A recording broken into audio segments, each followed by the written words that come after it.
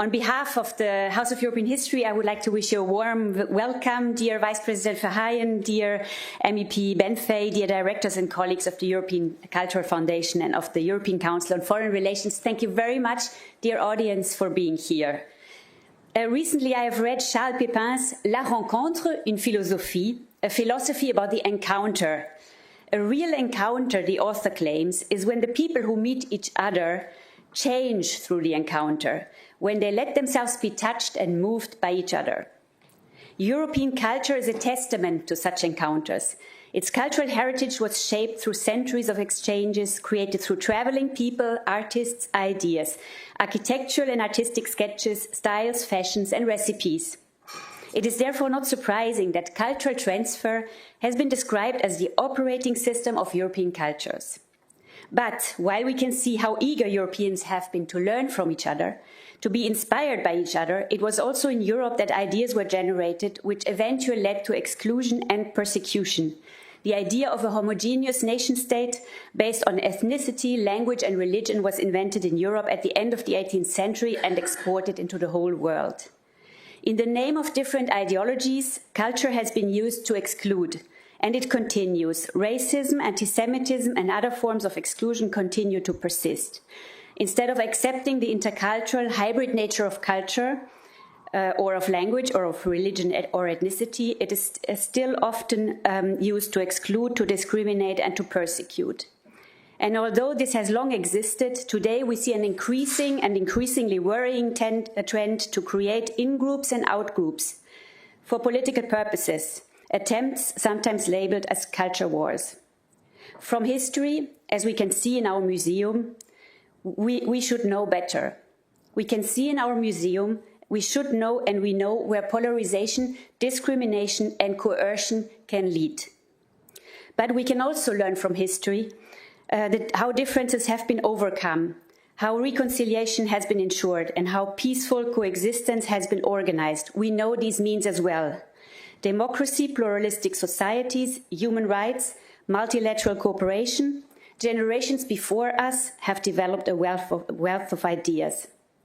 So when we discuss a European sentiment today, we could do this with the consciousness that Europe's cultural space will be the one we create. We can decide on what we put the focus in the memory of Europe's past, the perception of Europe's present, and the imagination of Europe's future.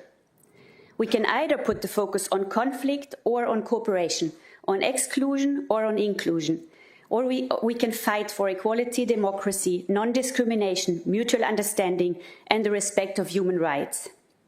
Instead of subscribing to culture wars, we could be much more specific. We could defend those recipes, those rights, and those values which have allowed us to organize diverse societies and live together peacefully. Never perfectly so, but on a good way. And when we will discuss European narratives, we could try to develop a collective capacity to step into the shoes of one another.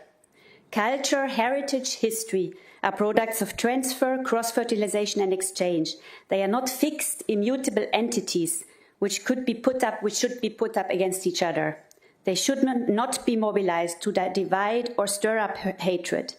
On the contrary, knowing and appreciating diverse cultures can be conducive to enhancing understanding, empathy, and peaceful coexistence. As cultures have always been changing and evolving through contact with each other, they fulfill the criteria of real encounters that I mentioned at the beginning. A real encounter begins when both sides are open to change and to listen to each other. And in this sense, I would like to thank you all for being here, for having chosen the House of European History, for your debates, and I wish you all very fruitful encounters.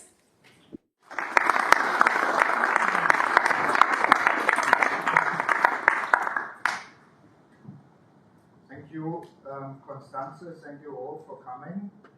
I want to make it very short and want to use my short welcome to introduce you to the European Cultural Foundation. Not because I want to do that only, but... Hello? Yeah. Push. Here? Oh, gee. Okay. Technicality. So I want to use my words just to say a few things about the European Cultural Foundation because it's relevant to this debate. The European Cultural Foundation was set up 71 years ago in 1954 by three men, as it happened at the time. And these three men, one of them was Robert Schuman, the other one was Prince Bernhard of the Netherlands, and the third one was a philosopher, Denis de Rougemont, and they came together and said, okay, it's all good to now create a European Union or a European community based on coal and steel. And that's a good idea, but it will need much more than coal and steel. It needs a European sentiment of belonging. And this European sentiment should develop through culture and education. So this was 71 years ago. And then they set up the European Cultural Foundation as basically a kind of a lobbyist for this European sentiment. And that's what we have been doing ever since 1954. And in the meantime, one of our big projects, and Constanze talked about the importance of Europeans meeting each other and finding common ground. We developed, together with the European Commission, the Erasmus program. That is a sort of our unicorn. And I shows what a determined group of people can do to actually grow this European sentiment. It has been growing. We will talk about it in a minute. I think we are in very difficult times, and it needs more lobbyists like us for this kind of a European sense of belonging. We can ask the European Union, the European Parliament, we're just in a meeting on the next budget. We can ask for all sorts of things, but this is a job for all of us. It's not only a job for governments. This is a job for Europeans to invest in this sense of belonging, a sense of community. And I'm looking forward to this discussion. Also, two things why we're doing this as a European Cultural Foundation. Of course, we need to, but a lot of foundations and a lot of NGOs, they measure their success by measuring projects. And at some point we said, this can lead to the fact that all your projects are successful, but overall you're failing. I mean, we can see that, for example, in the field of climate change. All the projects are successful, but we're failing on the big thing. So we said, let's measure actually how the European sentiment is doing, because we don't want to be in a position that we're having lots of successful projects, but the European sentiment goes down. So that's why we teamed up with the European Council on Foreign Relations to measure actually how the European sentiment is doing every year. We have done this now for the 4th year. And we will hear what is actually happening and whether the kind of things we are doing have had some impact, not only of the European Cultural Foundation, but of all of us, and what we can do better. So I'm looking forward to this discussion. Thank you very much. And we have a great group of people here to talk. And now we have I think, or do I pass over to the moderator or directly to Vice President Verheyen? I pass over directly to the Vice President Verheyen. Without further ado, we are very happy that you can be here and provide us with the energy for the further discussion. Thank you very much.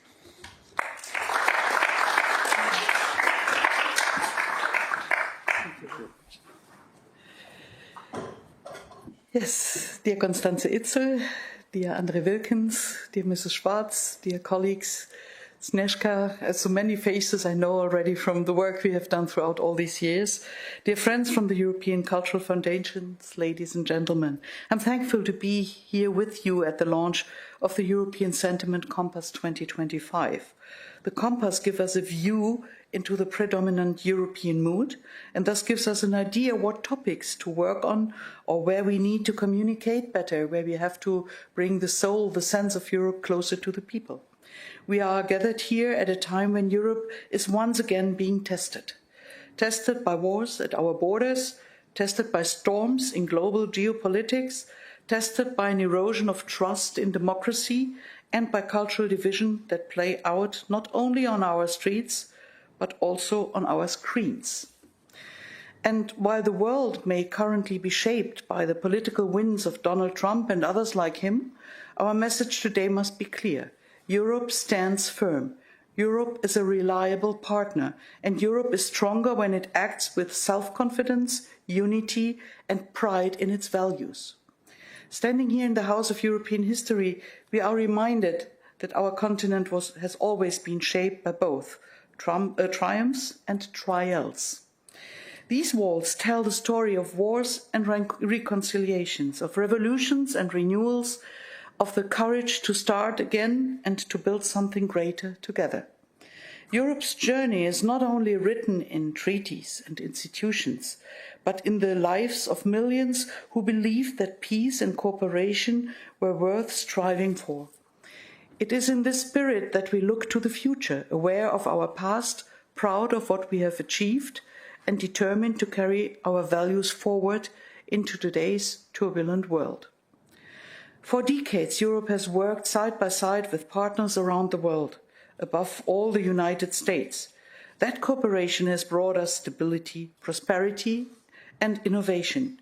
But today, with changing realities, Europe has to take the next step, to stand more firmly on its own feet, to invest in its security, its digital future, and its cultural confidence. Europe must recognize that we are not just a junior partner. We are a continent of innovation, of peace building, of democratic traditions that go back centuries, and the home of values. We are home to 415 million citizens, 50 million citizens, who still believe in the values of freedom, dignity, and solidarity, of tolerance and liberal democracy. Our role in the world is not to mirror others, but to lead by example, to show that democracy can be resilient, that open societies can be strong, and that cooperation can be more powerful than confrontation. And when I take a look to the points of view of our Russian neighbor, of Putin, who sees democracy as a weak system, as not efficient, as not strong, we have to show the contrary. We have to show that democracy is in the long term the sustainable form of leading a state, of bringing people together and guaranteeing freedom and well-being. In times of war, in times of geopolitical turmoil, when democracy itself is under attack, it is easy to retreat into nationalism and fear. But the answer is not less Europe. The answer must be more Europe and a stronger Europe. We need a stronger European sentiment, a sense that together we are more than the sum of our parts. That together we can defend Ukraine, deter aggressors, and uphold the global rules we help to shape. That together we can invest in secure energy, in modern defense, in cutting-edge research, and in a shared digital future. And this must be reflected in our budget. A future EU budget must also be a budget that invests in independence, independence from technological monopolies, independence from external security guarantees. This is what sovereignty in the 21st century looks like.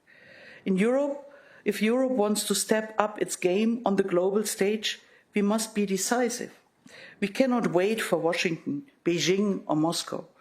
To set the tone, we must be strong and we must to define our role ourselves. Yes, we remain close partners to the United States. Yes, our transatlantic bond is irreplaceable, but we cannot confuse partnership with dependency. We would respect those who respect themselves, and that is what the world does.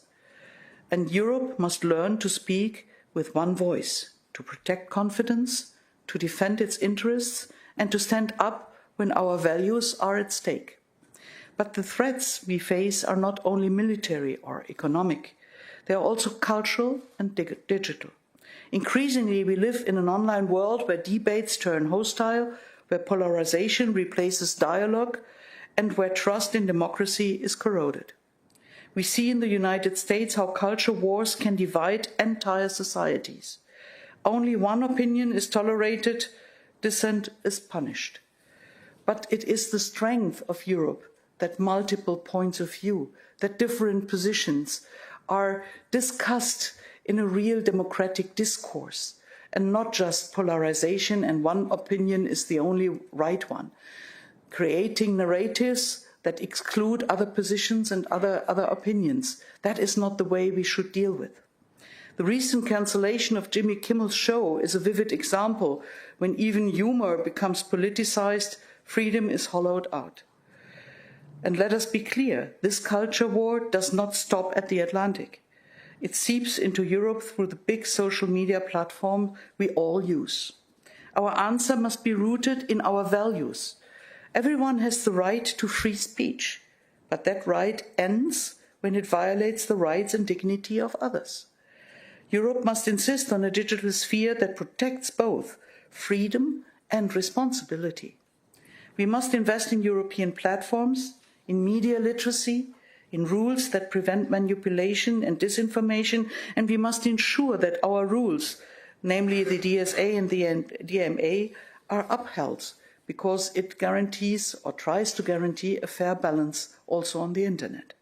We should not allow ourselves to be divided, neither by external propaganda nor by imported culture wars. Europe is a reliable partner, but Europe must also be a stronger, prouder and more independent one. Our budget, our policies and our public debates must reflect that. The challenges we face are real. War, authoritarian powers, cultural polarization, digital manipulation. The answer is not retreat.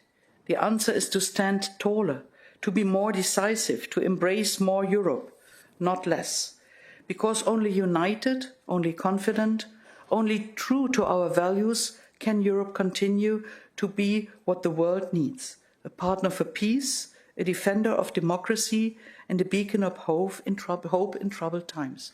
And please allow me to add some very personal words. To me, it is very important that we don't just concentrate on the big politics or people that think that are the big politics. Energy is important, economics are important, because that is the basis for the well-being of many people, but well-being without culture, well-being without an adequate education, well-being without these named soft skills. It's not enough, it's not soft, it is strong. It is what brings us together in Europe, that unites us, that makes us bound to our traditions, to our culture, to our values. And that is why we have to invest much more than we did in the last years, especially for this. And I don't know if it's really a citation or not, but it was said that, I think it was Monet who should have had said that if he would start with Europe again, he would start with culture. And I would like to add also with education, because if we together work on a common understanding on that what brings us together, what does not divide us, but that we have in common, and we see that what is perhaps different in each and every member state, in the culture, in the language and other things, is the richness we have in Europe, and not a challenge. It is something that makes us more open and more interested in what other people think. And that helps to understand how a real discourse on different opinions, positions, cultural backgrounds is all about.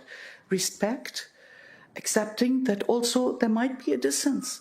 But in the end, in democracies, a majority will decide which course we go together. But that doesn't mean that I can downvalue the opinion of other people. I have to respect that people have other opinions. And that is what we have to learn from you. And that is what we lose in the debates, in the plenary, when I have to think about that interpreters and translators have to learn the bad words in each language, so that we can see if it is adequate language in a plenary or not. I think it makes me quite sad, because that is not Europe. That is not what we wanted, and that has nothing to do with democratic discourse and fair and the good coming together and the unity we want in Europe. And that's the reason why what we do today, to discuss about the sentiment of Europe, what makes us European, what makes us specific, what brings us together, is so important, and we need more of these discussions about values, about the threats we have to our values, raising awareness to the things we have to strengthen, and to cultural policies and education. Thank you very much that you do this, and I hope that we will look into a better future in engaging for this. And I want to say thank you to all who are already engaged in cultural policies, and that what brings us together in Europe. Thank you very much.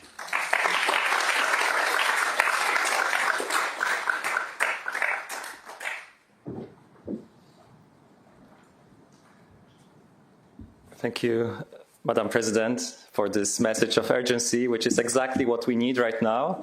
I was hoping that we meet today not to have an academic discussion, even though the room is silent and very, we can still have a very gentle exchange. But I think that what's most important right now is to send the message of urgency to European policymakers.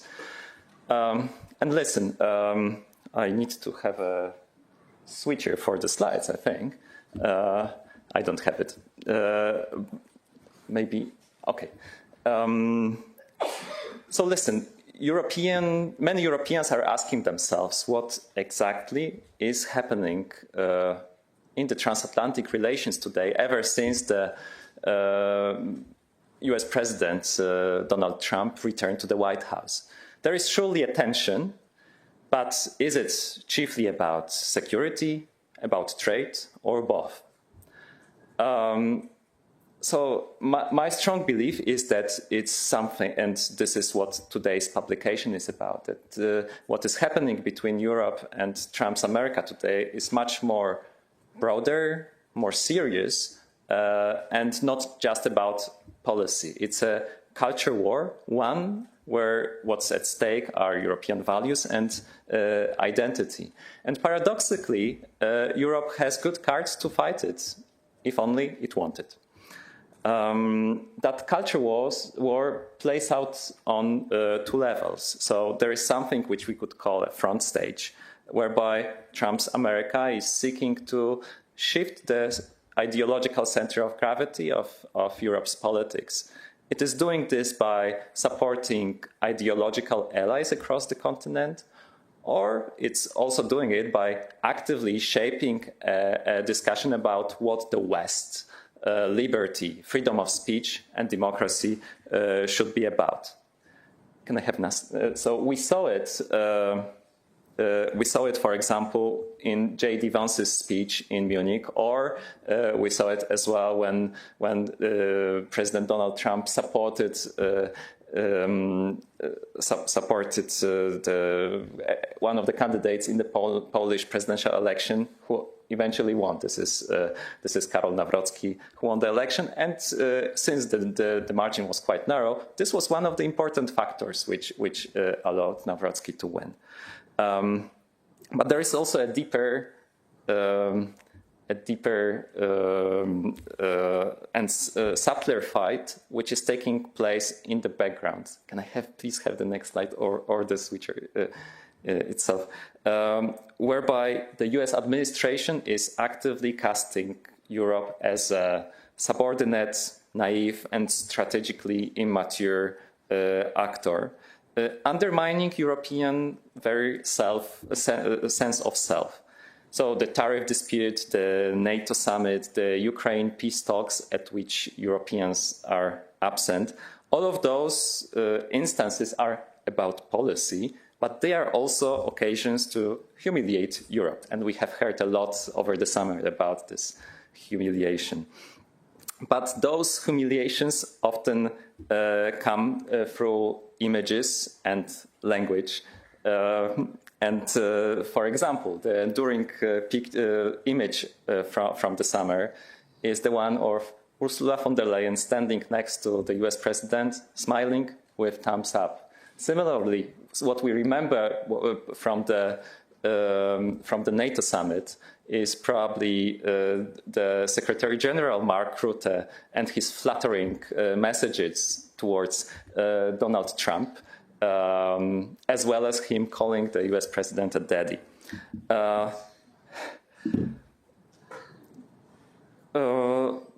But Trump can wage this culture war because Europeans allow him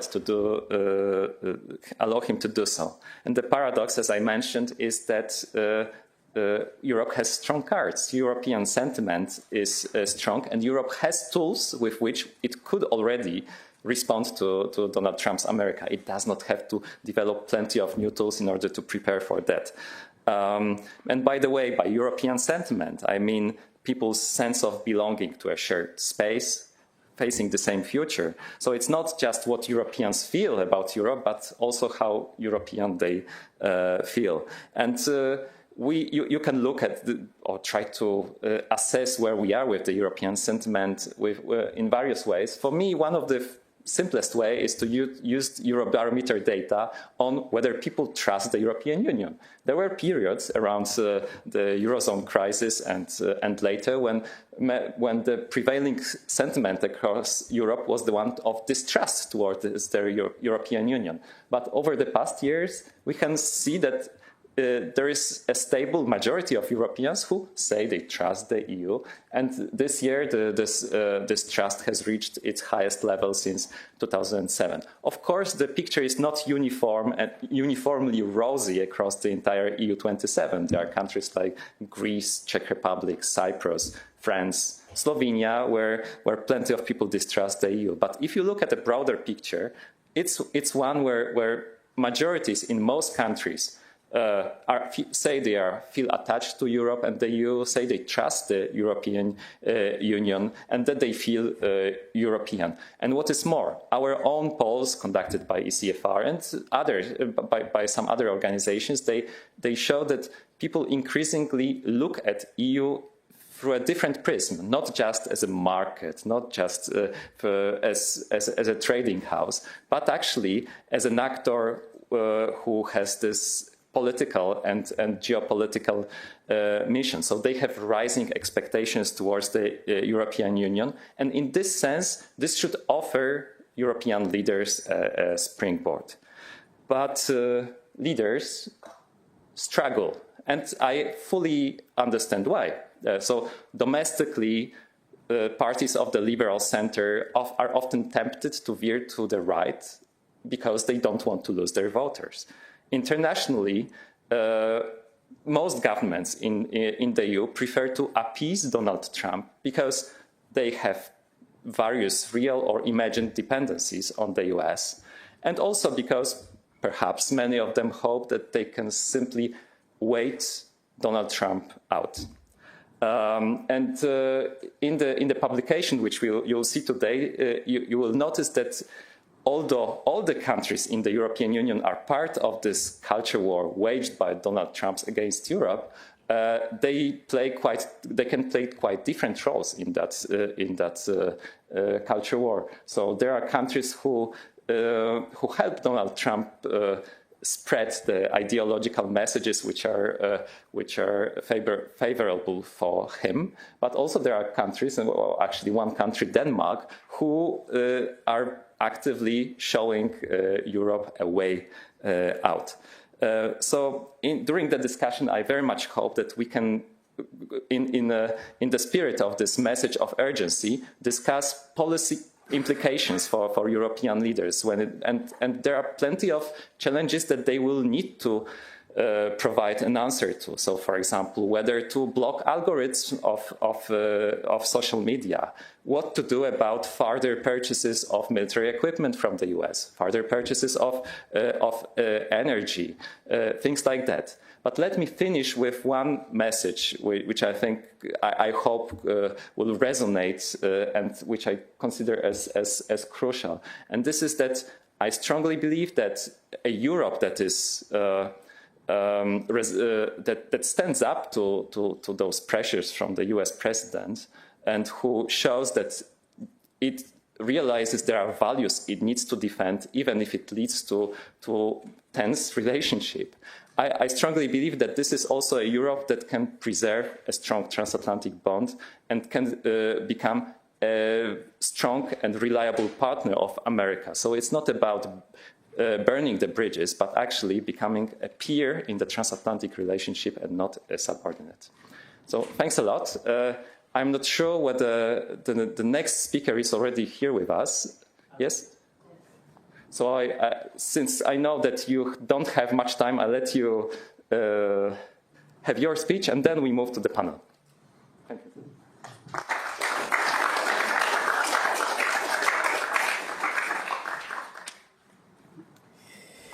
Yes, unfortunately, I will have to go back to the parliament for committee votings, but I really wanted to accept this invitation and thank you for letting me have a brief comment on this report. I think I am equipped a bit to do it, as I am the chair of the delegation for relations with the United States of the European Parliament. I just came back from one of those trips where we have been looking at the Trumpian culture war, question mark, and the reality show metaphor of the report is very compelling. I think we really need to put our act together. I don't think I'm going to say something so original, because you have put already in your presentation that opens this discussion all the elements on the table. We are now in a difficult situation because we didn't choose to do what was needed when it was easier. Because unfortunately the polarization in politics in Europe too, it's not only in US, and the growing nationalist approaches have made it more difficult to actually create the political unity that is needed to counter these actions. In fact, you point out very clearly, I give you an example of something I've been working on very much. All the discussion about the trade deal, it's really unfair, in my view, to put all the blame on the possible lack of credibility of this deal. Everyone has its own opinion, but you have shown the pictures of the meeting in Scotland. That was, yes, an humiliating picture, in my view. You had to go outside the EU to a golf club to make an agreement on EU's future.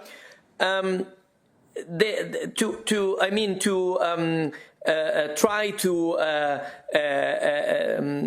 say the truth, in my opinion, we should not just blame the European institutions, but rather look at what the member states have been doing. And in fact, I think that the member states of the European Union have chosen the short-termism as their approach to everything. And in a world where US is acting this way, and on the other hand you have China that is looking on much longer periods of time when acting, I think that we cannot have any more this short-termist approach, and we need to put our act together. The courage to act, I think, is a systemic issue. It's not about having heroes among our leaders, because I think the system of the EU is just not working. It's a system based on an old compromise that has been working until there was more coherence culturally, politically, among the member states. Now the diverging directions that we see in the member states obliges us to think more creatively, to think out of the box. I try to bring just this perspective to the discussion, which can be disputable. But I think that we cannot wait for everyone to be on board. We cannot wait for the agreements to be based on the existing rules. I look at what happened in 2020, when I was already a member and I was working closely as head of delegation of my political party with a person from my same political party who was having the highest office in the parliament, President David Sassoli. At the time he was working on the Next Generation EU project. And I remember what happened. At that time, some governments, together with the European Parliament, has said, in front of this situation, we cannot wait for those 3-4 governments that don't want to discuss this common plan to respond to the crisis of the COVID. And I think why I'm making this example, because when they did it, when they said publicly in newspapers, they made public appeals that they would go on alone without waiting for those 3-4 veto-wielding governments, very different one from one another. I can mention some of them: Finland, Hungary, Netherlands. They were totally different, but they were, for various reasons, against any advancement on that project. They said, we will go on anyway. And when they said that, everyone sat back down and there was an agreement to actually put some steps forward as a European Union. I'm not sure this would be the outcome again this time, but I think we cannot avoid having the courage. You have in the report the reference to the various characters of the member states, the prophets, the directors like following the MAGA script. I think we need some prophets that can be also credible in saying we break of this impossible way of dealing in terms of how the EU is deciding today.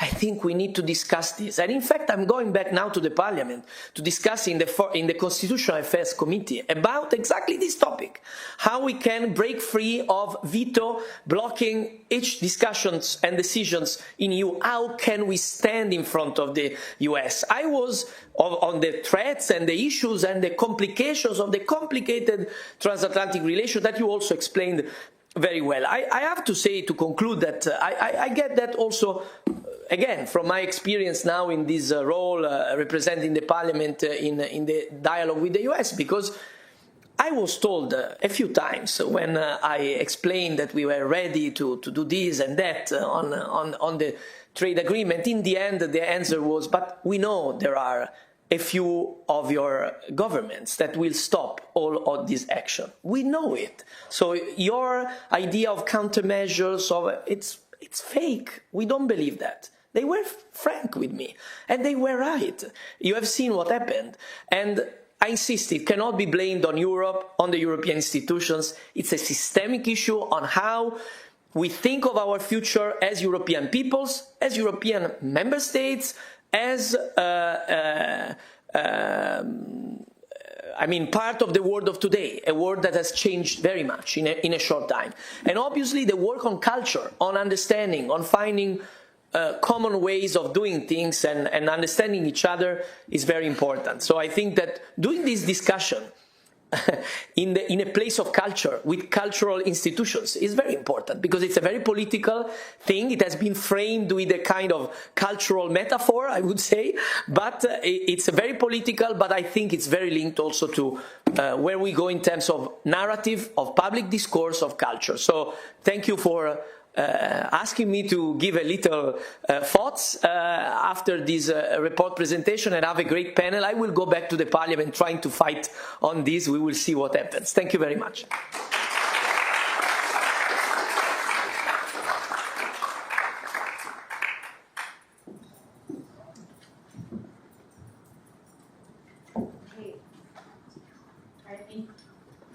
It's on.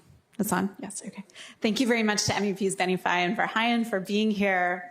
My name is Sarah Wheaton. I'm a reporter with Politico, and now I have the pleasure of moderating our panel. So if my panelists could please join me on stage.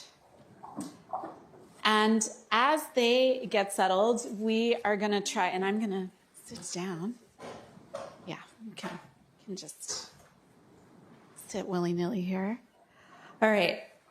We're going to try to make this a bit interactive today. So before I grill my panelists, I'm going to put the audience on the spot. So you should have received at your seat some pieces of paper, different colored pieces of paper. So yeah, dig those out. We need to readjust. Go for it. All right. So I'm going to read out a statement and hold up the green card if you agree, and hold up the red card if you disagree. So the first statement is, okay. Apparently up here, you don't even need me to read it. Europe is at a cultural war with Trump's America. So green if you agree, red if you disagree. Okay. All right, so first, so would you, ma'am, right here in the front, would you be open to sharing why you disagree? Why I disagree? Yeah, let me maybe, and do we bring you a microphone? I don't think that Europe is at a culture war with Trump's America. I think it's Trump who is at the value war with Europe. I think it's the other way around. Okay, really, and yeah, and we're going to bookmark that distinction between culture and values. And MEP Benifei also kind of talked about politics versus culture, so that's something I'm interested in as well. Anybody else who disagreed want to explain their position? Saw some people on this side of the room. No, okay. So of those who agreed, who wants to reinforce the point? Yes, please. I think that we are in a war, whether we like it or not. We are in that level already. Well, we like it or not. Okay. So you kind of see it being imposed on. You see it being imposed on Europe. Yeah. Yeah. When Trump speaks about hate and how he hates his enemies, his opponents, I think that we are already that point in a war. Yeah. Okay. Thank you. So our next thing that you can weigh in on is mainstream parties should, quote, get tough on migration, unquote, to win back voters. Green if you agree, red if you disagree. Okay. No brave people. Oh, there's one person in the back. All right, and two people here. So the person in the back, are you game to explain your position? No. This gentleman here who held up a green card. No. Okay. Would you be game to? No. Okay. All right. All right. We won't have a one-sided argument, so I'll move on to the next one. All right. So the last one is the European sentiment has never been stronger. Green if you agree, red if you disagree. Okay. All right. Okay, so a few people who agree. So this person was the first brave person to agree. Would you be game to yeah, you in the blue turtleneck, you game to? Well, I was looking at the data today, so I had a bit of an overview. But in my sense, it's as strong as seldom before. Okay, looking at the data, that is a good way to make an assessment. All right, so those of you who are just feeling, which is most of you, that European sentiment has indeed been strong in the past, anybody want to kind of bring up a moment that you felt, that you wish we could get back to, where you felt where there was more cohesion? Yeah. I would say 2000. I think you could say the European sentiment at the time of the European Constitution was probably stronger at the time of the introduction of the euro. Before all the crises started, I think you could say that was stronger. Okay. All right. Thank you very much. All right. So thanks to the audience and thanks for the people who allowed me to put them on the spot and share their views. Okay. So now I'm going to turn to our panel. And André, maybe I can start with you to address this. I mean, it's somewhat maybe academic, but I think important to just kind of clarify. What are we talking about when we're talking about culture, and how is that distinct from sort of Europe's political identity as a political actor, and then how is culture distinct from or not from values?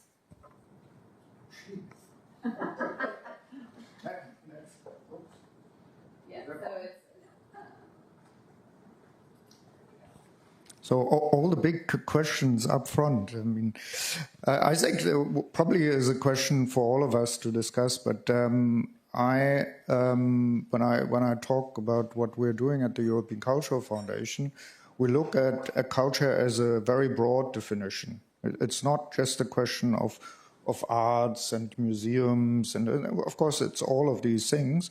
It's also the question of our cultural heritage as Europeans. But it's also the question as how do we define ourselves? I mean, nowadays we don't like to talk about identity because it has become a dirty word, but it is basically us Europeans and our identities, which together in a sense form a kind of a European identity already. We are not starting there from 1954. It was a long process. I mean, and it took wars and it took period of enlightenment and all these kind of things to build a European cultural space. And I don't define it only as a space of the European Union. This space is bigger. It includes certainly the UK, but it includes Turkey and other places, the Balkans. So I think it's I wouldn't put it in a clear definition. It's maybe the vagueness of it in that sense is a good thing, and because it needs to be redefined all the time.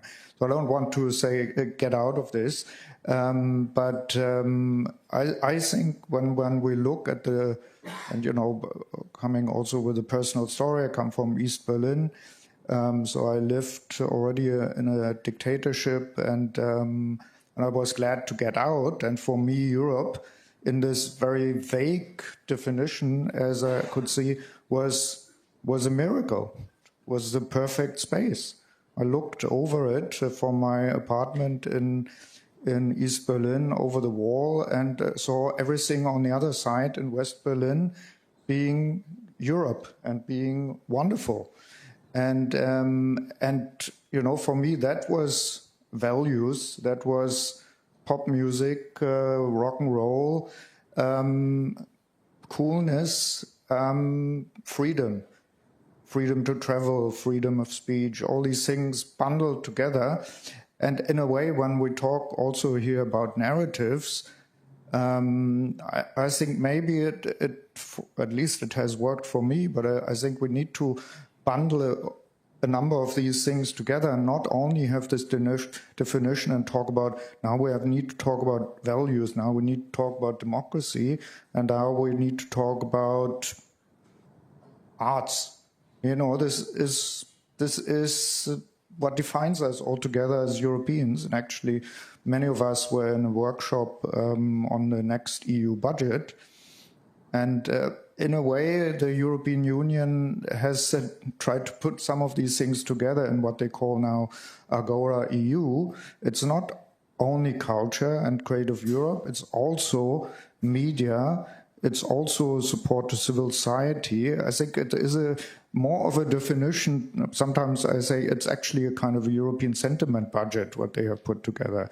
So probably I didn't answer your question, and maybe I chickened out on some of these things, but hopefully it's, yeah. Yeah, so I guess you've inspired me to ask one of my more provocative questions, and that reflects my own identity as an American who now has Belgian nationality as well. But you said you were looking out, and I'm pretty much quoting you. You said you saw rock and roll and freedom of speech. Well, rock and roll, I mean, we can claim that as a U.S. invention. Pawel, you've used Adventures in Barbieland as the theme for your previous report. I think that's a Hollywood movie. Truman Show, kind of ongoing theme, Hollywood movie. I mean, again, this is my most snot provocative question. I apologize in advance. But did Europe already surrender its cultural hegemony to the United States a long time ago in the same way that it surrendered its defensive hegemony? And so if Trump wants to change the culture, he already is in charge anyway. Caroline, you can. Okay, this is an interesting one. I looked at the world from Western Europe at the time. We were utterly bored. You were looking at us and we were cool and we had the music and all that. But to us, most of the music and the films, they came from America, indeed. Actually, what made Europe much more interesting for many of us is the fall of the wall. Because that allowed us to roam around, to discover the rest of Europe. And it was an entire new phase of the lives. I can't claim to speak for everybody, but for many people. Because this little free and democratic Europe was also a very small Europe. We were all locked up in it was a bit boring. So we've been there before, in a way, right?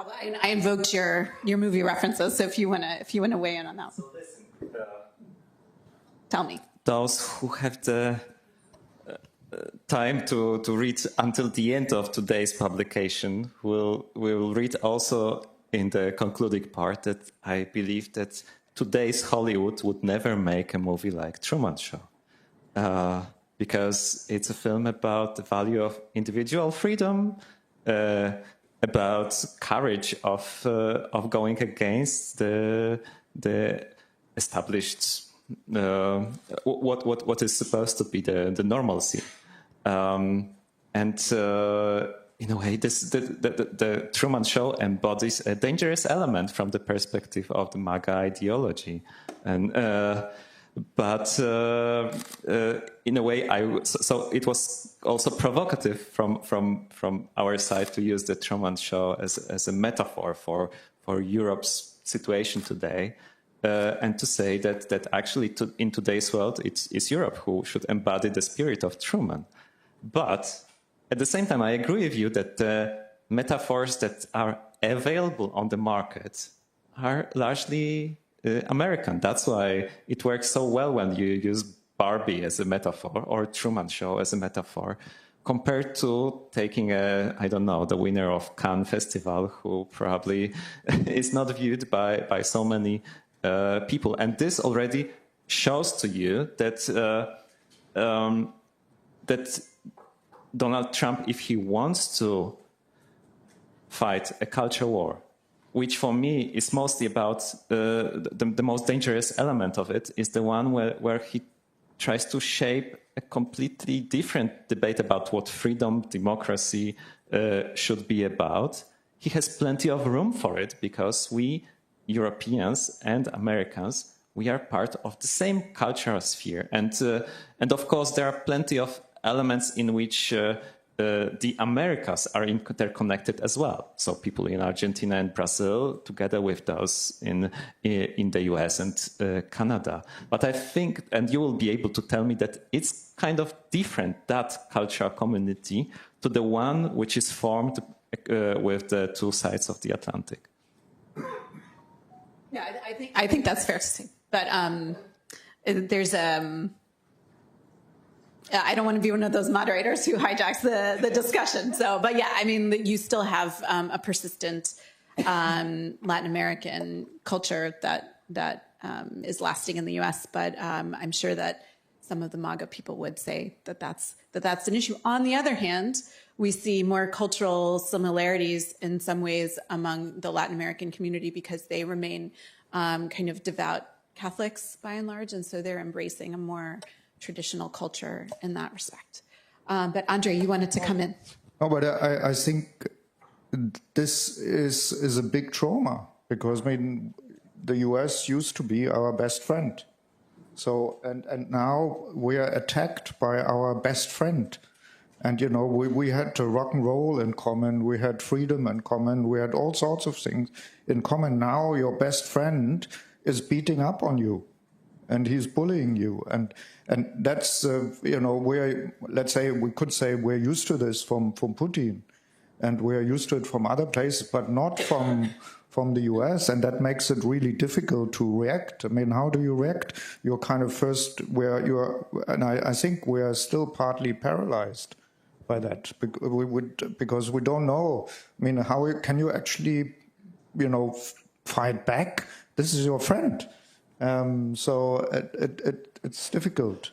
And because you also have all these cultural references in common, it's a difficult situation, but I think that's why it's good to put it on paper like Pawel has done in his report, that it is actually, I mean, what some referred to already through the media, you are exporting, you know, from the US every second, every microsecond, you are through the digital platforms, sort of this cultural war to Europe. And that is, yeah, it's hard. Yeah. There was talk about the summer of humiliation.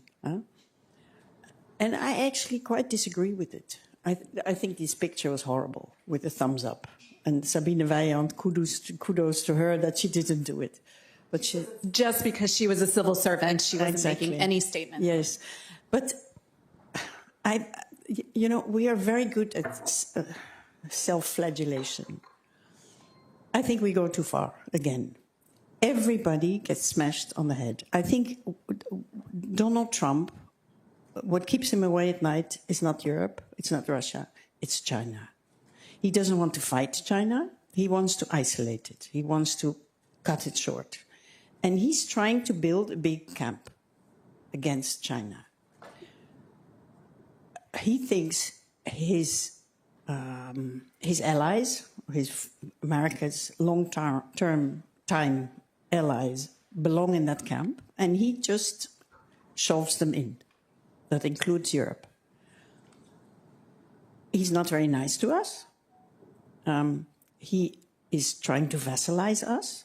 I don't think it's a cultural war, actually. It's very political. It's deeply political. It's his worldview. So everything in the transatlantic relations is different than they were before. Everything, it includes NATO, it includes trade agreements, it includes everything, including culture. Everything is on America's terms now.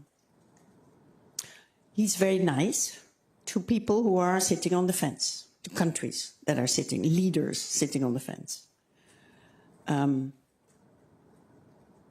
Like Russia, in a way. He wants to draw Russia into his camp. I don't think he's succeeding very well. So this is the position we are in. He wants the tariff thing, we're not going to talk him out of it. The Swiss tried. The Swiss president tried to talk him out of it. She said tariffs are not a good idea, and we have so much trade going on. She got 39%.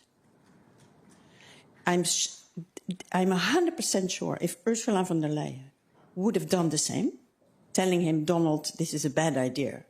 We're not going to end up anywhere together.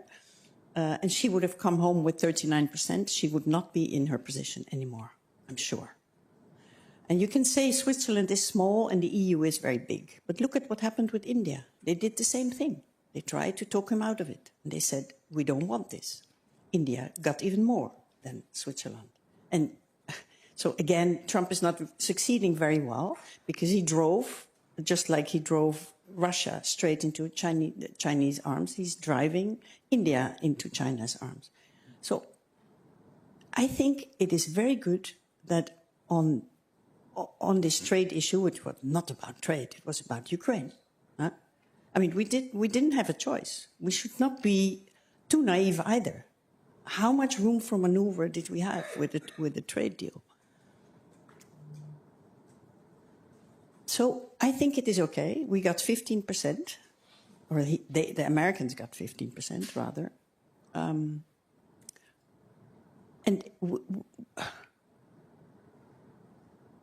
what we've been doing since then was a big find for Google.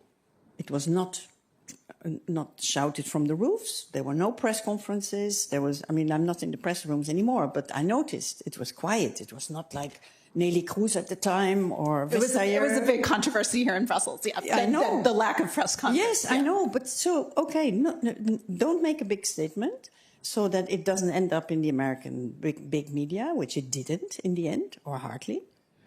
And now, yesterday, page 2 in the FT, and I read it and I thought this should have been front page news, is that the Commission has decided not to allow any of these big tech firms into financial data deal in Europe. This is big. So they are standing their ground where they must. And on some issues, they give away some bits that are less painful. I don't think we're doing that badly.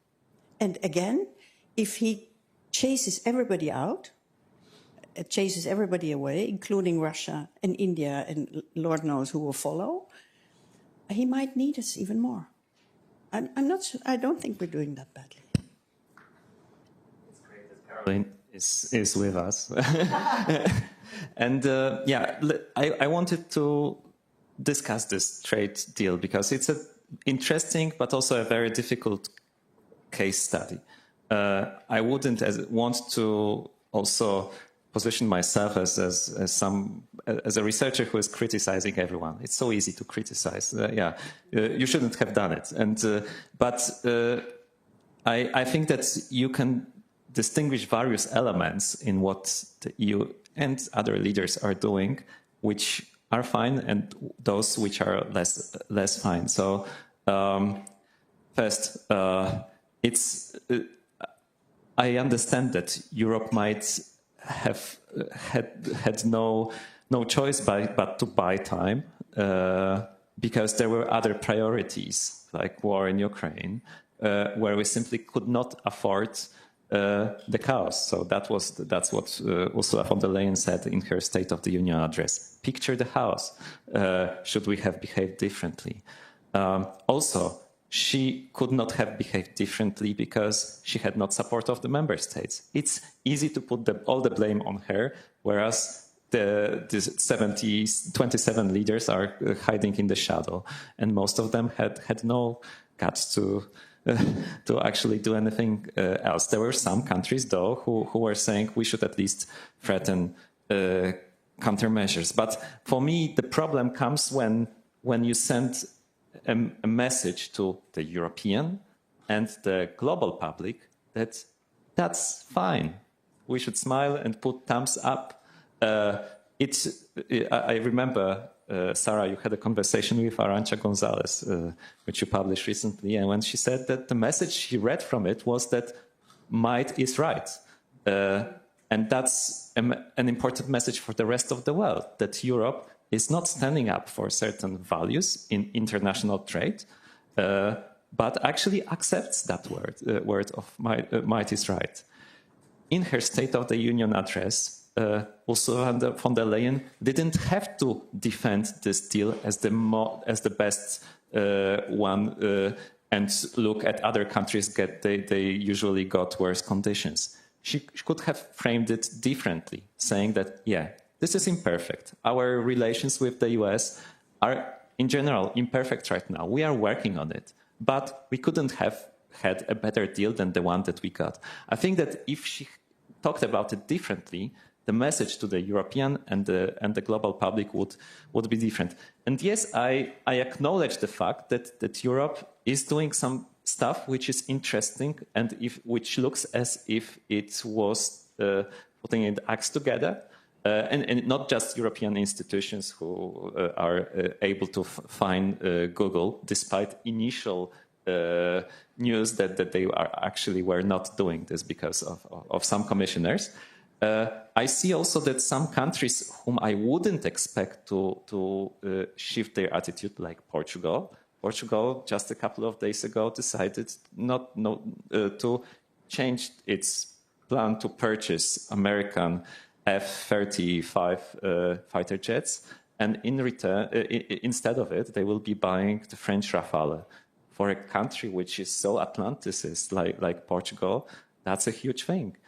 So I realized that I acknowledge the fact that in Brussels and in several European capitals, there are things shifting. But I also do see that in several capitals across Europe, I think also including in the capital I am coming from, meaning Warsaw, there is a lot of denial. And that denial is a problem.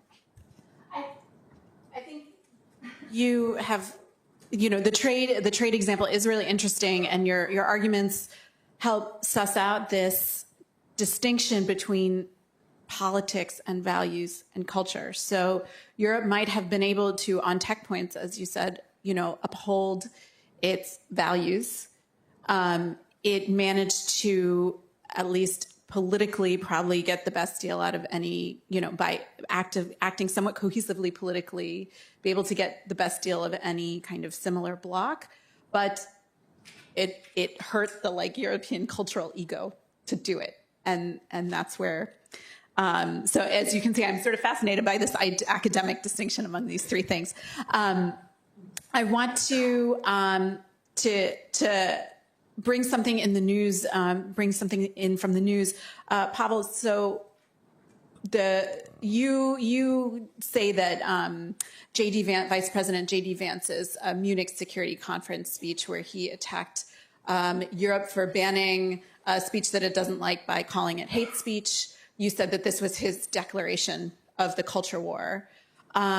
If you were invited to sort of write a new chapter or an addendum to your report based on the reaction after Charlie Kirk's assassination and the MAGA movement's response to that, how would you update it?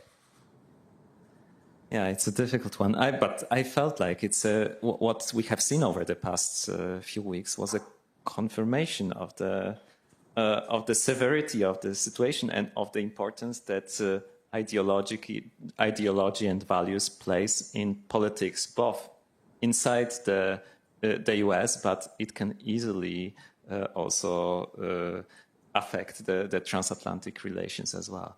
And listen, I think that free speech is a crucial element of today's discussions for many reasons. And even if there was no Trump and J.D. Vance, we would have to discuss it because of the way social media and digital platforms operate. But the political context of the transatlantic relations, it makes it even more urgent to discuss because it was J.D. Vance in his Munich speech who openly questioned whether Europeans are today the guardians of free speech, or are they the new censors and authoritarians?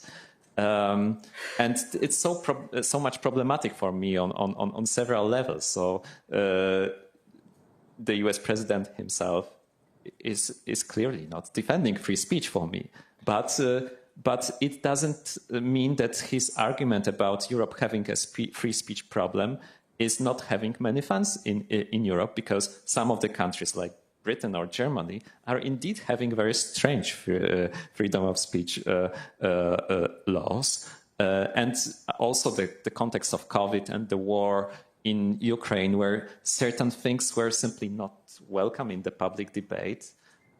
Also war in Gaza, where media didn't necessarily feel empowered to discuss the issue early on. I think that also shows that there are elements of truth in what J.D. Vance is saying. But just because he's saying partly truth doesn't mean that we need to accept all that accusation as actually proven right. And the problematic element for me is the digital platforms, who are mostly American, who benefit from the freedom of speech definition that Trump and Vance are suggesting is the only correct one. They benefit economically, but also Trump himself can benefit from it politically, because the way those platforms operate is polarizing the societies, helping his ideological allies in Europe, and in a way contributed to a situation where he can expect more of a like-minded governments across Europe, or at least more polarized societies, which should also help him divide and rule in Europe. The paradox for me is that, of course, there several new tools could be useful to confront this situation. And there are discussions about Europe's democracy shield, etc. But from what I understand from my discussions with experts in the field of how digital platforms operate, they say that it's not lack of tools today, but lack of courage to use them. There is no reason why Europe shouldn't, for example, force the digital platforms operating in Europe to switch off the polarizing algorithm, or at least to reinstitute the situation from years back, when it would be the users deciding whether they want to have that algorithm working or not. But it's a complex matter which is about dependency on the US for economic reasons, but also about the fact that there are some countries who are particularly vulnerable should the tensions with America become severed. We are seeing. I'm going to struggle with this the whole time. We are seeing. The Patriots for Europe group is the third biggest in the European Parliament. They did very well in the European Parliament elections. They do seem to have an appeal among people who feel like they don't have a voice and that they have held views that have been deemed kind of unacceptable in the kind of mass elite culture. André, do you see kind of the European cultural perception of free speech changing, or is it remaining constant? Why do I always get these difficult questions? I mean, Pawel alluded to it, that on some of these things we're hypocrites in Europe. I mean, the way we discuss the Israel-Palestine conflict, Gaza, it depends in which country you are. And if you're in the Netherlands or in Germany or in the UK or in Spain. So there is no real European debate on that. And maybe it is emerging. I mean, I would say there is an emerging debate, and now you have it with the recognition of Palestine in some of the countries. And in the end, there will be only 3 left, maybe, and they will come forward. But I think we have a general definition of free speech, but it varies. As often with Europe, we are, and if we are honest, we are often hypocrites. Externally, we're working with countries across the world, and we are talking about human rights and values. And when it comes down to it, often it's an interest-driven policy. So, and I think that's also when it comes to the implementation of values, real down to us in different member states, I think we're often hypocritic. But I want to sort of come maybe to a positive news. I mean, you were part of it. I mean, I would say we have something which Pawel showed. There's a European sentiment which is, in a way, at least consistent over the last, 15 years. And maybe it is even growing. So, and for me, the question out of this research is, what can you do with it? I mean, of course, we know in which situation we are. It's difficult. I mean, I don't like the word culture war. It pains me even to say that. But at the same time, closing your eyes doesn't help. You have to face the situation where you are. And one of the things from this report is Europeans feel more European or feel a relatively constant European, and they want Europe to deliver.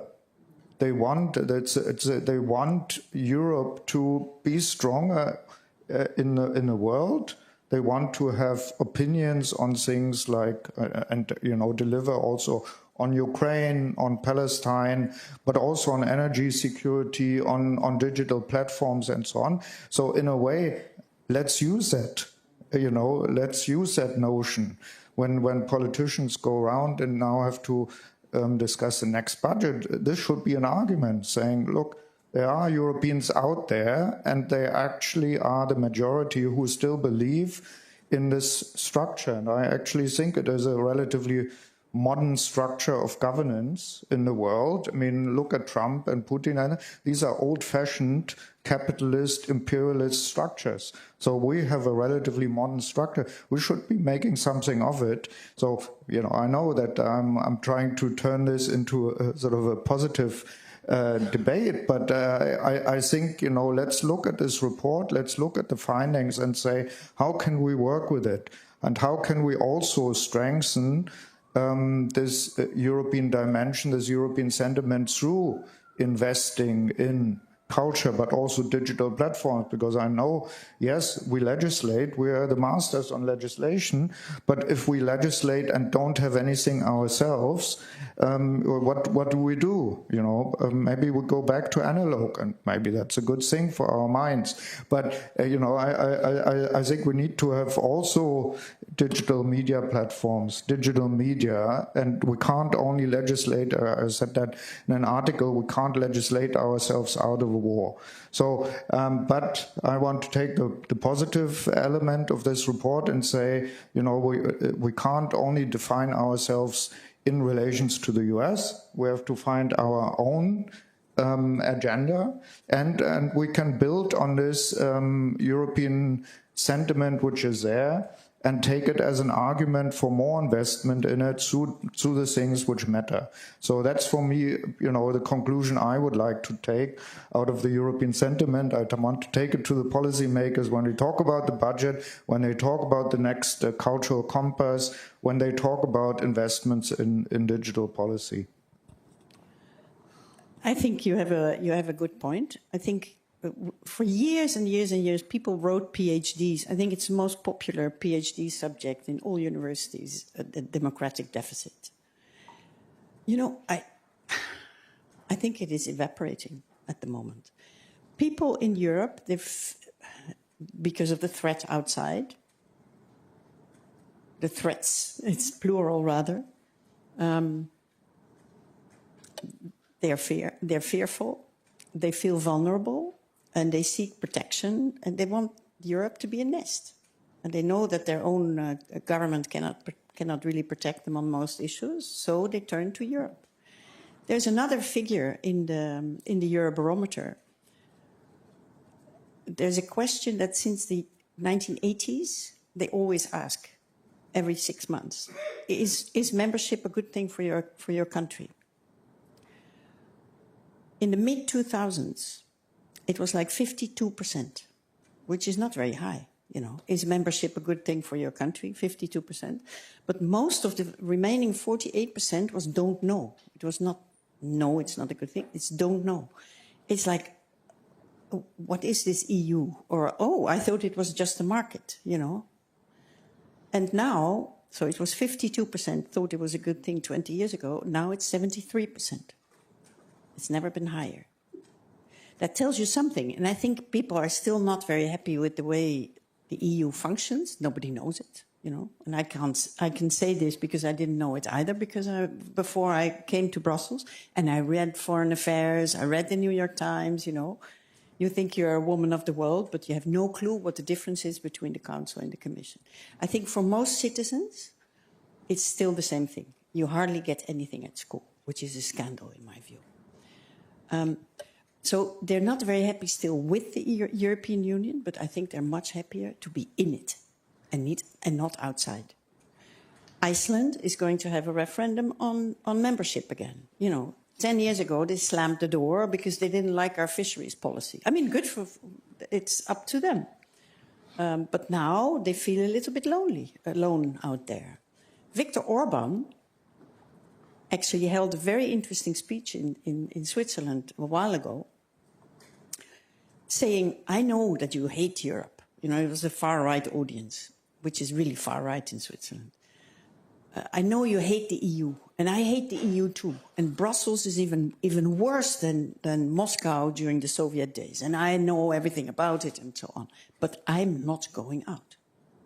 I'm not going out because I'm a prime minister of a very small country with a not very, booming economy either.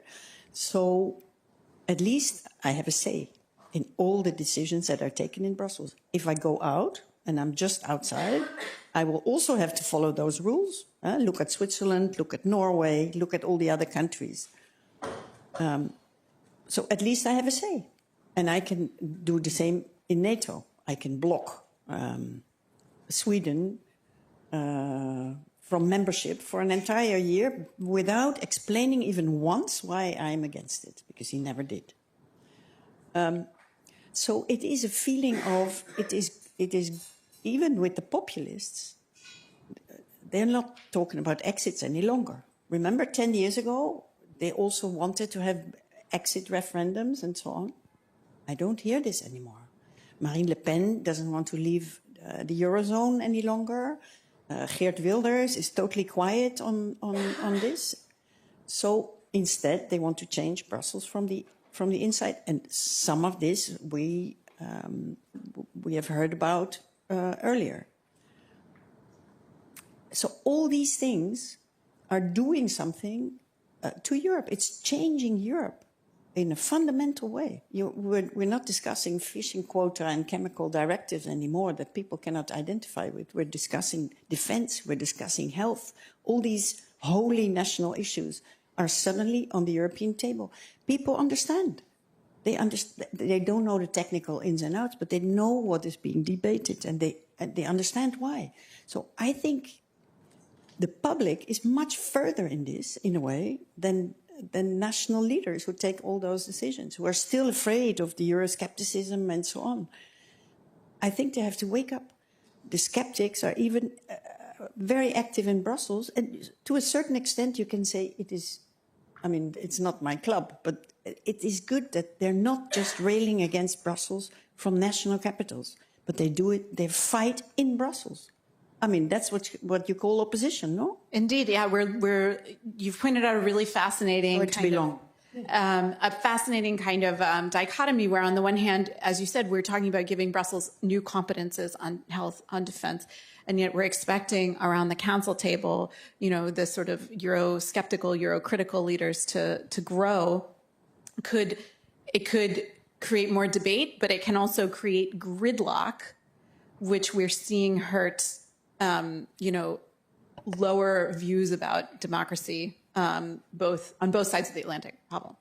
Yeah, but for having in mind such a hypothetical scenario of more Orbáns around the council table, let's imagine 7 or 10 Orbáns sitting there. Does it mean that we should be wary of pulling those resources and competences, or is the work to be done elsewhere? If you allow me, very short, 3 reactions. So one is that André is saying we shouldn't be... You can only have 2.5. Okay. One is that we should not be defining ourselves in opposition to the US, or only in that opposition, of course, but at the same time, it's the US, what the US is doing to Europeans today offers us a perfect foil. So in the storytelling, you have this concept of a foil, like Sancho Panza, who is a foil to better understand the qualities of Don Quixote. And I think that thanks to Trump, it's a great opportunity to understand what Europe is about, should be about, has been about. It's an opportunity not just for national or European leaders, but also for political parties who have become very often too much similar in the center, and that being one of the reasons why the extremes might be rising, because the center has simply compromised on so many values that it was supposed to defend. Second thought. Perhaps I'm talking about paradoxes too much, but there is a paradox in the sense that the European public is not happy today. But if it's not happy, it's not because of Europe. It's not happy because what we see from various surveys that we have access to, cost of living is really a major issue. And despite, even if leaders are saying, yeah, but inflation has come down, that has not calmed down the feeling of insecurity among the people. But the paradox is that despite the anxiety which we can see among the European public, we don't see anti-Europeanism. It's not Europe which is being criticized for that, rather national governments, and actually many people look at Europe with hopes. But sorry, because you also alluded to this, and I thought, yeah, enjoy while it lasts, because it doesn't mean that it needs to stay this way forever. And my final thought is that there is a risk that Europe disappoints its most pro-European public. In the State of the Union address discussion, I enjoyed the most Valerie Hayer she was the one telling Ursula von der Leyen that, yeah, we are in a fight, but it's not just a military fight. It's also a culture war, and the danger is not only coming from the East. So, as if she was the author of the paper we published today. I couldn't put it better than she did. But she also started her reaction saying, Ursula, we are losing the European public. And I think she pointed to a very grave risk that we might be complacent to the situation, thinking, yes, European public is on our side, but it doesn't mean that it will always be on the leaders' side, because on so many issues, different pockets of the public who have different priorities or who care about different things, sometimes they overlap, have been disappointed. Those who cared about climate change have been disappointed by the focus back to competitiveness.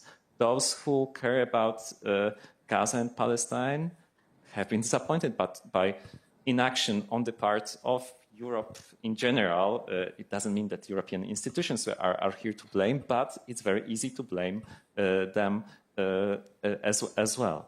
And so, rule of law as well. If you are willing to somehow buy Viktor Orban's support in exchange for not overlooking what he is doing at home, then what signal are you giving to Hungarian public as well as the broader European public? I think that there are plenty of areas in which European public risks getting disappointed by what the European Union is doing, and perhaps what is happening between the US and Europe today is one more area where such a risk exists. Yeah, I want to explore that, and then I'm going to open up to questions. So start getting those gears turning. Caroline, we heard MEP Benifei said the system is broken. He was, of course, talking about kind of the challenge of making decisions, especially on foreign policy, without unanimity. And it does appear that whether it's on trade, whether it's on Gaza, citizens are perceiving gridlock at the European level. Should they change the rules to make it easier to take action? Or do we then, again, kind of veer into this democratic deficit territory? And you and I were talking before we started about kind of the delicate balance that you need to make the European project work. Making it more efficient, does it ultimately destroy it? I agree with Pawel that the public in many ways is further than the leaders. I saw a poll among the French, and not just the French, but the French. It really struck me. I mean, it's one of the countries in Europe with a real serious army. So the question was, do you trust your national army more than the European army, which doesn't exist, right? And why doesn't it exist? Because our leaders they don't want to think about it. So the trust in the national army was something like 32%. The trust in the European army was sky high, even in France. So that tells you something. Gaza, Palestine, Gaza, Israel, or whatever, Palestine, Israel, is another issue. All the polls are showing that citizens are thinking in a much more nuanced way about this. And in the country where I'm from, the Netherlands, demonstrations full of right-wingers as well. It was amazing. They took their grandchildren, and they're extremely pro-Israeli in the Netherlands. We grew up with Israeli songs and so on. But I mean, even for those people, it's too much now. So they took to the streets, forcing the government and they didn't want to take a decision, so they kicked the ball to Brussels, where all the other member states were saying, like, wait a minute, the Dutch want to get serious about the association agreement and re-looking at the conditions. I mean, they've been doing this for decades, but anyway, now suddenly, so it suited the government. But other countries said, okay, if even the Dutch can live with this, maybe, so it almost worked, you know.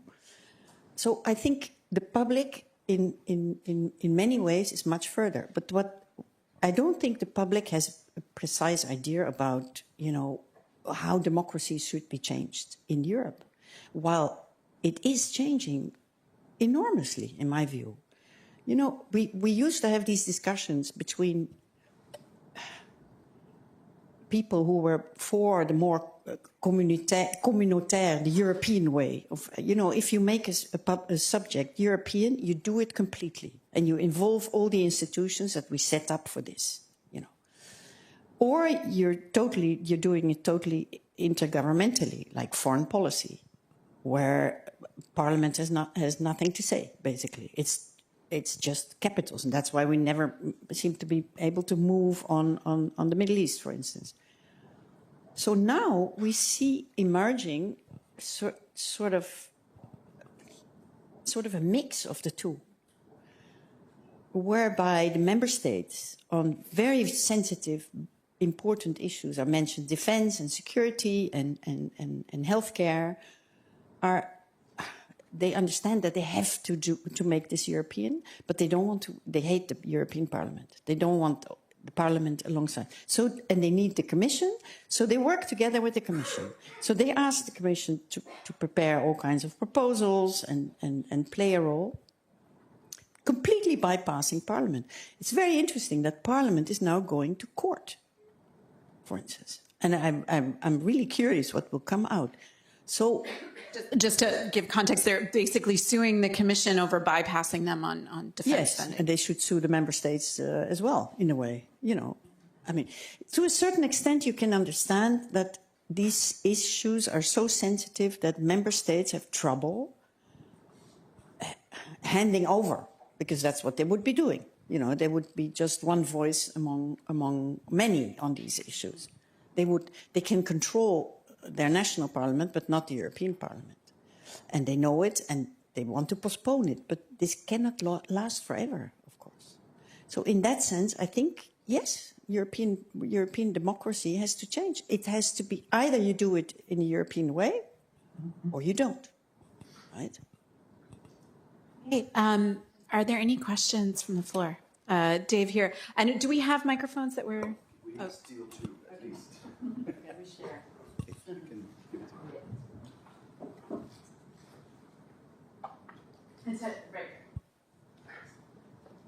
Sorry to steal your microphone. Dave Keating from France 24. I just wanted to go back to Sarah's question about America's cultural dominance of Europe, which of course goes back decades, movies, TV, music, now social media. It was described as a friendship. I don't think that's a two-way friendship, because me and Sarah didn't grow up being surrounded by European movies and television. This is really a one-way thing. I was from a very cosmopolitan. Unless there's very, very sophisticated. I grew up in Clearwater, Florida. I didn't, yeah.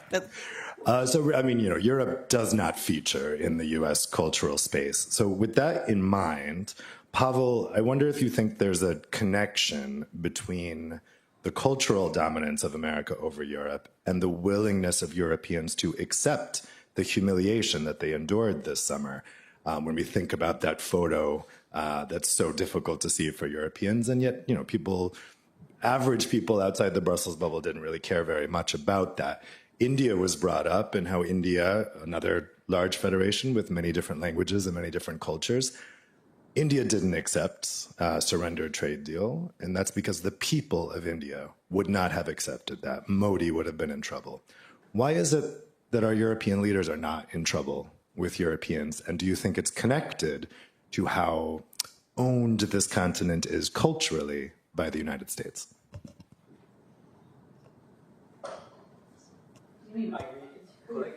Oh, sorry. Thanks for that question. I feel that there is perhaps that problem of also psychological dependence, where simply you are afraid of going against somebody who has been so close to you. But still, if I try to explain why Europeans are cautious in their reactions, I think it's you don't need to go to psychology in order to understand it, because there is war in Ukraine, there are economic interests, and therefore there are plenty of good reasons which are not psychological why to try to avoid a bigger conflict with the US today. But yeah, I think that it's worth remembering that apart from the economic sphere, apart from security, there is something which is blocking us and which is psychological and which has to do with this, with the fact of feeling to be part of a common space, whereby we felt very comfortable with it until the moment came when it turned out that our bedfellow is no longer to be trusted. I'm gonna follow up, and I'm gonna give André what I hope will be an easier question to you. So we talk about this quite a bit in kind of the scientific research space, but I wonder if it applies in culture as well. I mean, as we said, we just saw, a pretty mainstream comedian, face professional consequences for making kind of a lame joke. Trump is doing things to discourage bringing in, high-skilled workers, discouraging foreign students, and a lot of, immigrants were responsible for the U.S. cultural ecosystem. So, are there things that Europe can do to claw back some of this creativity and cultivate it more on this side of the ocean? So we should do. Okay, you got it. Still got it. There we go. So we should give Kimmel refuge on the BBC or something. Why not? I mean, and Macron and others did this on the university level. They created an initiative. I mean, it was probably more symbolic, but still.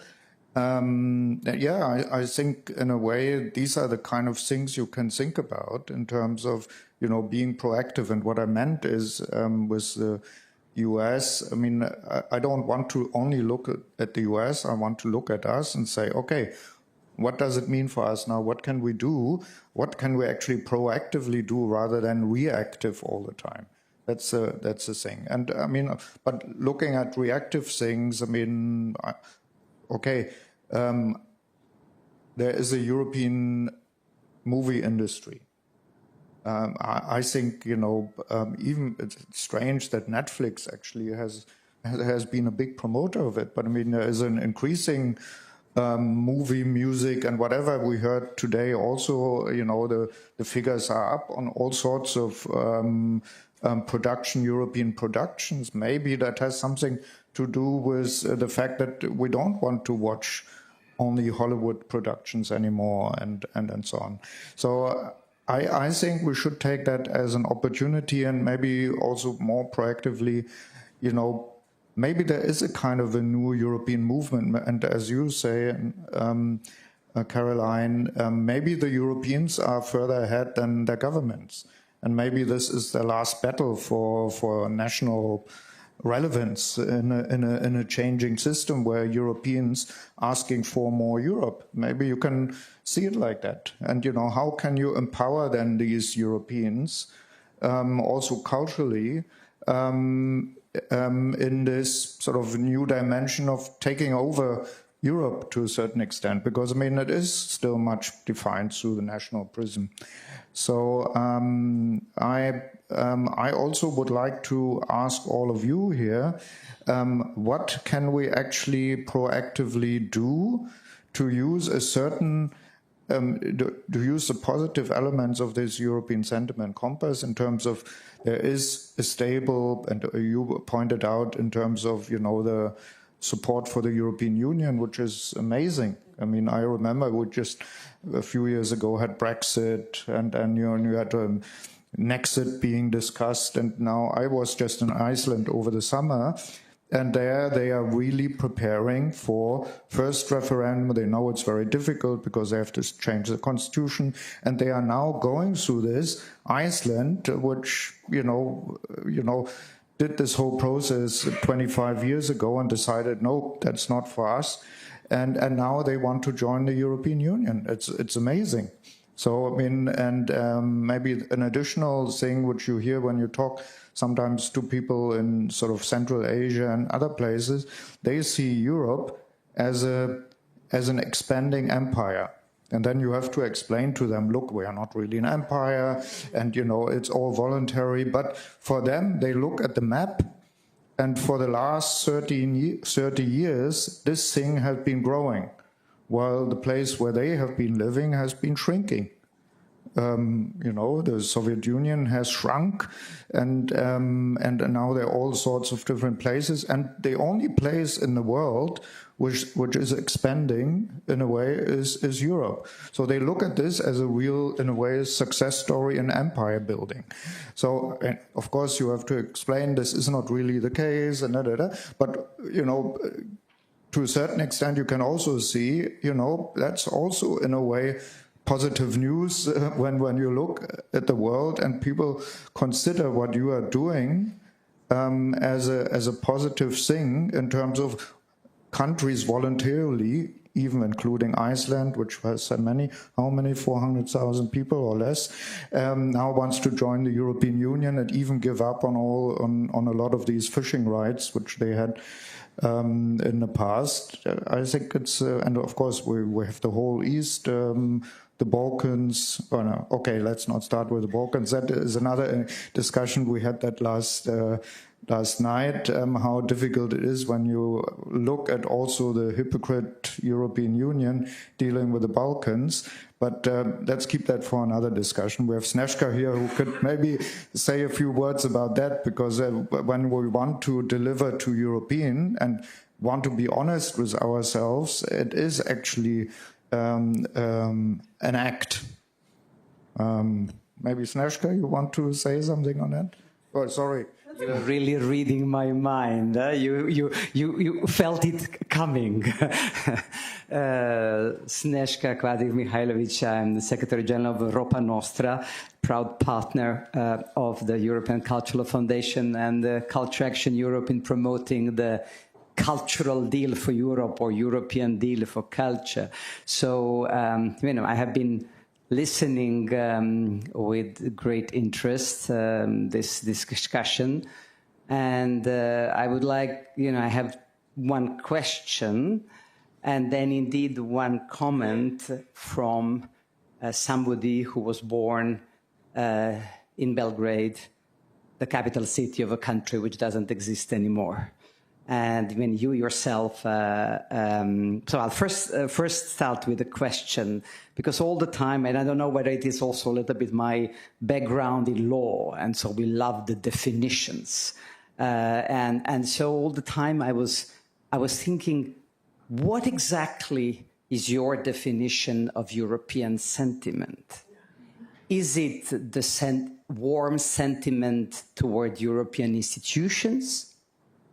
Is it the warm sentiment towards a European army, which does not exist anymore? It's warm. Or is it a feeling of being proud of the European culture, cultural heritage, you know, the Enlightenment, all the values, basically, the shared heritage and the shared values of Europeans. So, and that is, for me, it was a little bit blurred in sort of what we are taking. And also, you have taken for this edition of the cultural European sentiment compass a very strong emphasis on this confrontation with Trump. And we know that the reality is there are so many threats and attacks on European values from all sides, from East, from West, from what's happening in Gaza, from, you know, basically it is the European project as a value-based project which is under attack. And then, you know, when European sentiments, I would like a little bit to sort of have your comments, perhaps. Perhaps you want first to comment on that, and if I can go back a little bit for the perspective from the Balkans afterwards. Yeah. I think, I mean, it's very multi-layered, but people identify with successes. People don't identify with failures. I've never forgotten a long talk that I had maybe 20 years ago here in Brussels with a German man married to an Italian woman. And they had 2 sons. And of course, they all spent all their, this was before the euro. They spent all their summer holidays in Italy, of course, with the Italian family. And then at some point, he told me that the boys were like 8 and 10 or something. And then one of the Italian aunts, during lunch, asks the oldest boy, do you feel more Italian or do you feel more German? And then the boy says, I feel more German. I mean, and they were living in Brussels. And so all the Italian family members, they were like disappointed. And so they wanted to know why. Why do you feel more German than Italian? How is this possible? And he says, because the Deutschmark is stronger than the lira. But this tells you something. It tells you that you don't want, and this is what many Europeans have with foreign policy. You know, the High Representative, who has to send all her press statements to all the European capitals for approval first. And there's always somebody who wants to add something and who wants to delete something and who, you know, it's endless. And they don't even manage to get 27 over the line these days. How can you identify with that? How can you? You can identify with a big fine for Google that has violated European data protection rules or whatever the rules are, you know. Yes, you stand for something. So I think this is a key element. We need to do some good things. And this is what our leaders need to understand as well. I can add something. I mean, I think there is no real definition in a lawyerly sense.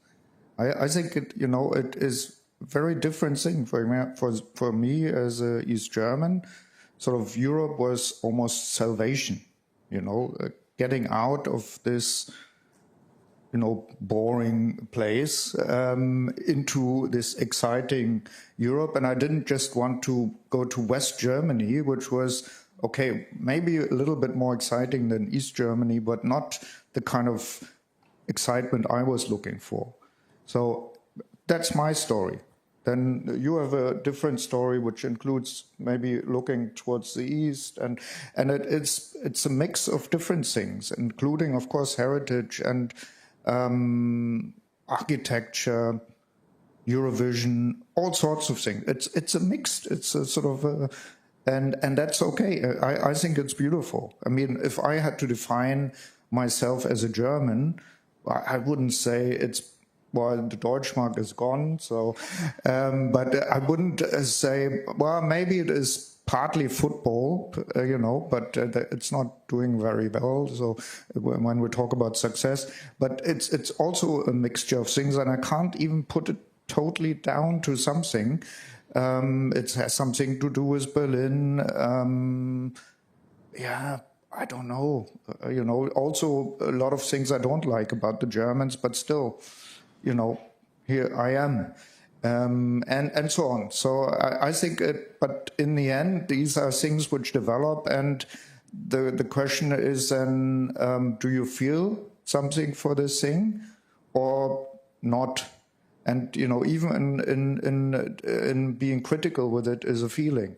So I think that's why maybe it is so difficult to define, but I would say let's take the positive out of it and say, you know, you have a question, do you feel European or not? And you say yes. And I think it's also not restricted to the European Union. This, for me, is also part of the mix.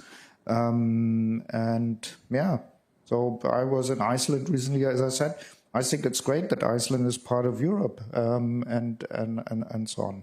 So yeah, That's maybe doesn't, for you as a lawyer, doesn't tick the box, but yeah. No, I'm much more a cultural activist than a lawyer, so I'm very happy with you now. But can I just now, as somebody from, let's say, from perspective from a country which is very close to the European Union, and it is even a candidate member countries for 10 years.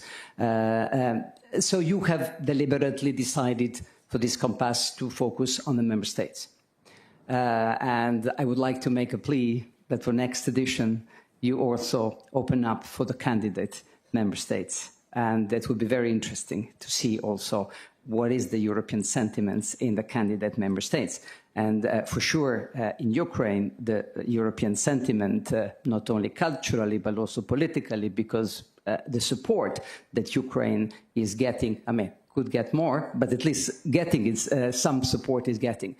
But from the perspective of a country where I was born, and Yugoslavia doesn't exist anymore, but Serbia still exists. I fell in love like you. We discovered that we are the same age. We are born in the same year, you in Eastern Germany, I in Belgrade, in Yugoslavia. When 40 years ago, I studied in France, European law, and fell in love with European ideals, ideas, and values 40 years ago. I now have difficulties in my fellow citizens in Serbia to continue defending the European Union, and the sort of the rate of acceptance of European Union is the lowest in Europe. And not only because they are pro-Trump or pro-Putin or pro-Xi, because there is a huge disillusionment and disappointment of the way how the European Union has capitulated when it comes to values, defending the values in a country which is negotiating and traded these values for lithium, export of arms to Ukraine, etc. So there is also something that we think it's not only the Trump to be blamed, on Putin to be blamed, it's also whether European Union and European project remain true and fidel, what is fidel? Devoted, faithful to indeed the values that they are promoting. And I can clearly tell you that there is really, and if they feel like that, I think some citizens within the European Union see that as well. Not just within the European Union, but how European Union for what it stands for in the rest of the world. So I think that we also have to look into in this retrospective. And when you say I think we have to fight in order that the European Union regain some kind of renaissance of an emphasis of the importance of values. And then I think also the sentiment for Europe is also going to grow not only in the EU but also in the neighboring countries. Pawel, a quick last word. Yes, many thanks for this this argument, and which shows that indeed when we say you are losing the European public, it means not just the public within the European Union member states, but also those who would like to enter the EU, but who cannot see. Many of whom cannot see European Union as serious and faithful to its values. Let me say one thing. So I'm not a diplomat, so you can see that immediately based on my body language that I am anxious. And I'm mostly anxious because I think that there are urgent things that need to be done in Europe, both in Brussels and in national capitals, and not just among governments, but also by political parties. And we don't have much time. Actually, they don't have that much time. We don't have much time, and therefore I'm anxious when we spend time discussing definition of European sentiment, or whether a different topic could be good for a publication, as if it was an academic publication. I think that really, I was hoping, and I still hope, that we could leave that room with the understanding that there is urgency. And there are decisions to be made by European governments, institutions, parties, which cannot wait for several more months on years. We cannot afford further academic discussions because there is a major challenge we need to confront in the digital security, energy fields, much of which is about showing assertiveness towards the current US administration. All right, well, I am anxious as the moderator because we're running out of time. So I am going to close it out there. But I think, indeed, you know, I think you've really highlighted that this European sentiment, culture, values, politics, it's about European identity and how does Europe express that as a political actor, as a cultural actor.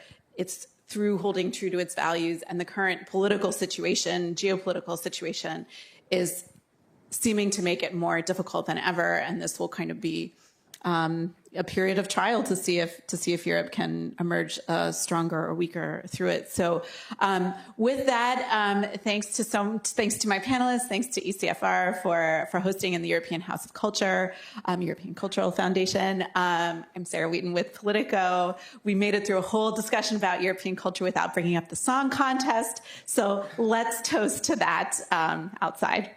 Thanks.